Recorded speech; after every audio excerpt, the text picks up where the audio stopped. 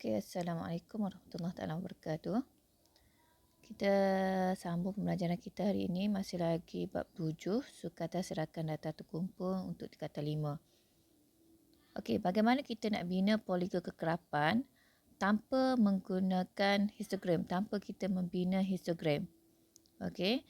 Jadi, langkah-langkah untuk membina poligon kekerapan daripada jadual kekerapan yang diberi, langkah pertama ialah tambahkan satu selang kelas sebelum kelas pertama dan selepas kelas terakhir dengan kekerapan sifar. Okey. Langkah kedua, cari titik tengah setiap selang kelas tersebut. Langkah ketiga, pilih skala yang sesuai pada paksi mencancang. Wakilkan kekerapan pada paksi mencancang dan titik tengah pada paksi mengufuk. Tandakan titik tengah dengan kekerapan yang sepadan dan akhir sekali sambungkan setiap titik tengah dengan garis lurus. So, kena guna pembaris lah. Lihat contoh 4. Muka surat, contoh 4 muka surat 202. Okey. Jadual kekerapan di bawah menunjukkan masa dalam saat. Okey, ini adalah jadual kekerapan dibagi masa dalam unit saat yang dicatatkan oleh 20 orang peserta dalam satu pusingan kelayakan pertandingan berenang. Wakilkan data tersebut dengan poligon kekerapan. Okey, data ni dia bagi dalam bentuk jadual kekerapan. Soalan nak bentukkan poligon kekerapan dengan menggunakan skala 2cm. Okey, kat sini dia dah bagi skala. So, kita tak perlu pilih skala lah. Kita ikut skala ni. Soalan bagi guna skala 2cm kepada 5 saat pada paksi mengufuk. Okey, so paksi X. Untuk paksi X ni paksi X adalah masa. Okey. Kemudian 2cm kepada 2 orang peserta pada paksi mencancang. Okey, mencancang adalah paksi Y. Okey, ni paksi Y. Bilangan peserta. Ni bilangan peserta. Okey. Jadi, ini adalah jadual kekerapan. Kita pindahkan dalam bentuk tabel macam ni supaya kita boleh tambahkan satu selang kelas.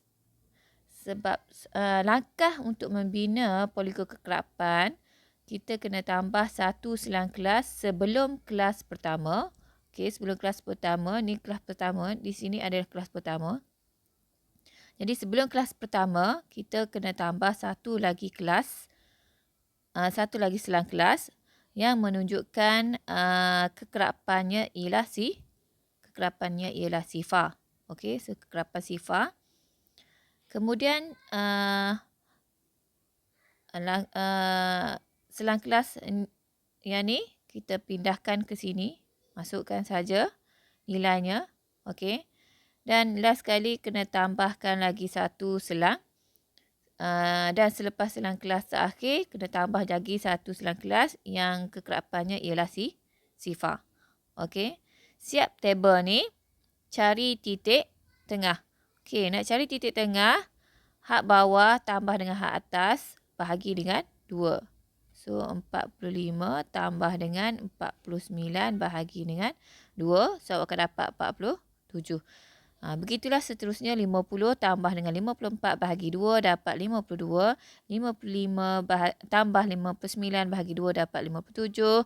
Sehinggalah 75 tambah 79 bahagi 2 dapat 77. Okey. Siap tabel ni. Pilih skala yang sesuai pada paksi mencancang. Wakilkan kekerapan pada paksi mencancang dan titik tengah pada paksi mengufuk. Okey. Kat sini dalam soalan dah diberi skalanya. So, kita kena follow soalan. Soalan bagi tahu untuk paksi X. Untuk paksi X, skalanya adalah 2cm mewakili 5 saat. So, 2cm, 2 petak mewakili Okey, kat sini. Kita tengok sini. 52 tolak 52 tolak 47 ialah, bezanya ialah 5. Okey. So, 57 tolak 52 pun bezanya adalah 5. Jadi, 5 saat ada paksi mengufuk. Okey. Di sini sini adalah nilai kosong untuk paksi Y. Kosong. 2, 4, 6. 2 cm kepada 2 orang peserta pada paksi mencancang. So, betul lah ni. 0, 2, 4, 6. So, 2 petak, 2 cm mewakili 2 orang peserta. Okey. Seterusnya, tandakan titik tengah dengan kekerapan yang sepadan. Okey, titik tengah 47. Kekerapannya ialah sifar. So, kita bermula daripada 47 bermula daripada Y-nya adalah sifar. Okey, seterusnya 52 peserta ataupun kekerapannya ialah 2. So, tandakan 2 di sini. Ini 2.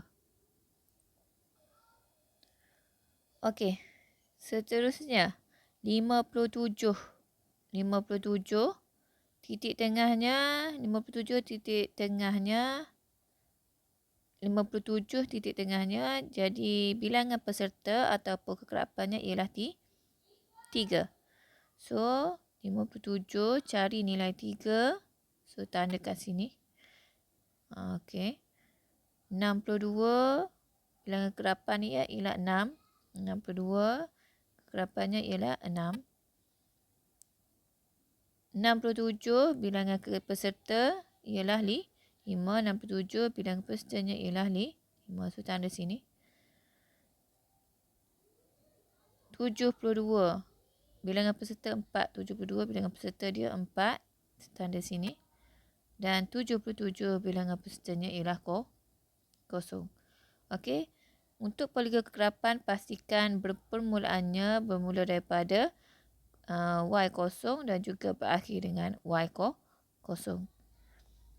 Okey. Dan langkah terakhir ialah sambungkan setiap titik tengah dengan garis lurus. So, ambil pembaris, awak sambungkan saja semua titik-titik tengah ini dan awak akan dapat poligon kekerapan. Okey, itu sahaja untuk contoh 4.